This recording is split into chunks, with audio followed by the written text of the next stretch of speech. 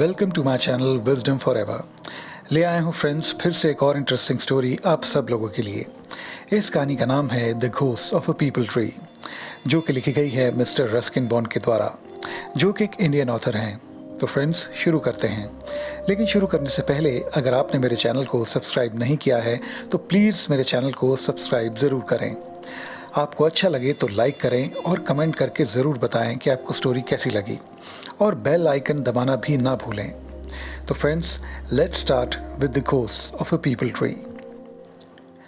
Friends, दुनिया भर के देशों में आपने भूत एवं प्रेतों की कहानियाँ सुनी होंगी।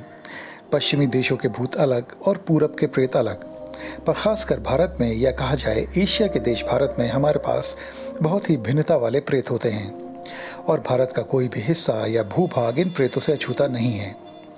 आपको भारत के हर प्रांत और दूर दराज के ग्रामीण इलाकों में कोई ना कोई प्रेत की कहानी सुनने को मिल ही जाएगी। भारत के हर गांव में भूत एवं प्रेत पाए जाते हैं, कुछ अच्छे और कुछ बुरे। दो तरह की वस्तुएं, भूत और प्रेत, दोनों किसी न किसी मृत व्यक्ति की आत्मा होती है। अब इस कहानी के मुताबिक अगला पात्र आता है चुड़ैल। यह किसी स्त्री का प्रेत होता है जो मरने के बाद अपने रूप को बदल लेती है। और इसके बाद है पिशाच, एक तरह का परेशान कर देने वाला प्रेत जो अक्सर अपने रूप को बदलता रहता है, जिसे हम इंग्लिश में हॉबगॉब्लिन भी कहते हैं। इसके बड़े बड़े कान और एक लंबी नाक होती है।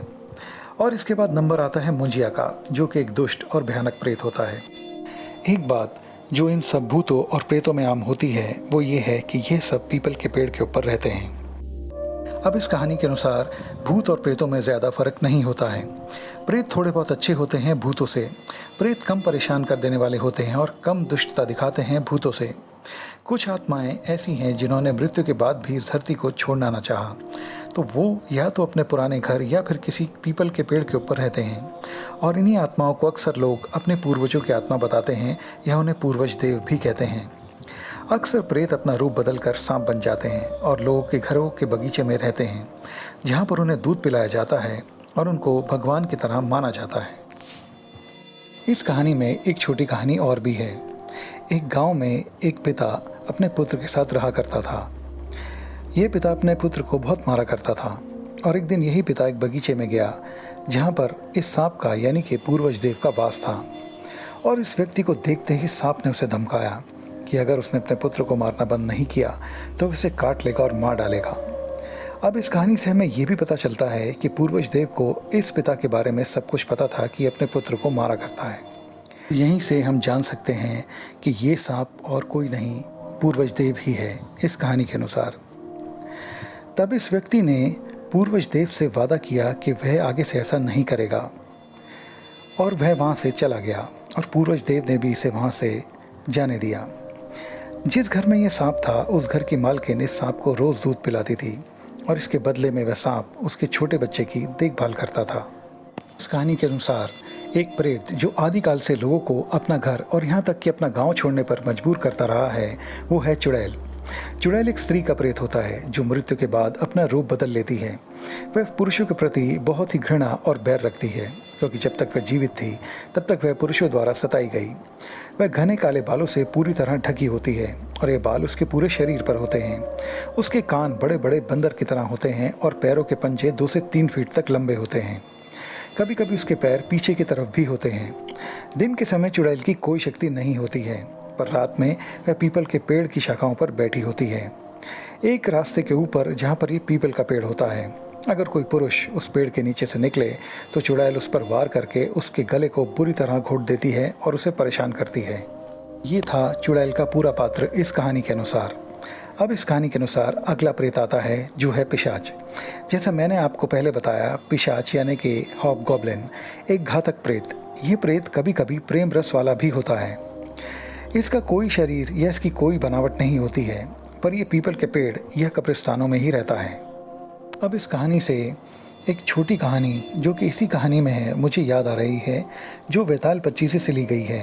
एक जवान पत्नी की जब उसका पति कुछ काम से दूसरे शहर में था तो उसको किसी अन्य व्यक्ति से प्रेम हो गया, और जब उसका पति दूसरे शहर से वापस आया तब उसका हृदय अपने पति से ना लगा। जैसे ही उस स्त्री का पति सोया वह भागकर अपने प्रेमी से जा मिली, अपने नौकर के घर में जो उसी के घर के पास था। पर वह प्रेमी जो स्त्री से उस घर के नौकर के मकान में पहुंचा था, उसको सांप ने डसकर मार डाला। इससे पहले वह वहां स्त्री पहुंचती वह मर चुका था। यह सब घटना एक भयानक पिशाच पीपल के पेड़ पर से देख रहा था। अब वह पिशाच उस प्रेमी के शरीर में दाखिल होकर उसका प्रेमी बन गया। कुछ समय बाद, जो पिशाचों की फितरत में है, उसने अपना काम दिखाया और उस स्त्री की नाक को काट लिया और चालाकी से वापस उसी प्रेमी के शरीर से निकलकर पीपल के पेड़ पर जा बैठा। बेचारी वह स्त्री बिना अपनी नाक के भागती हुई चिल्लाती हुई घर पहुंची और कहा कि उसके पति ने उसका ये हाल किया है। तभी उसके पति को गिरफ्तार करने का आदेश दिया गया, पर एक व्यक्ति ने यह सुझाया कि एक बार उसके पति के नौकर के घर में तलाशी करी जाए। तब उसके प्रेमी की लाश लोगों को मिली, जिसके दांतों में उस स्त्री की नाक का एक टुकड़ा था, और तब पति को गिरफ्तार करने से रोका गया और स्त्री को गधे पर बिठाकर शहर से बाहर निकाल दिया गया। तो ये छोटी सी कहानी थी बेताल पच्चीसी से, जो इस कहानी में थी। तो इससे हमें ये पता चला फ्रेंड्स कि किस तरह से अलग अलग पिशाच और भूत लोगों को परेशान करते हैं। कहानी के अनुसार अगला पात्र हमारे सामने आता है, जिसका नाम है मुंजिया। पहले के ज़माने में मराठा लोग एक प्रेत से बहुत ही वास्ता रखते थे, यानी कि क्लोज रिलेशन, जिसका नाम था मुंजिया। मुंजिया एक किशोर ब्राह्मण का प्रेत होता है जो अपने विवाह से पूर्व ही मृत्यु को प्राप्त हुआ। दूसरी आत्माओं की तरह ये भी पीपल के पेड़ पर रहता है। अक्सर टोंगा पर, बैलगाड़ी पर या साइकिलों पर हमला करता है।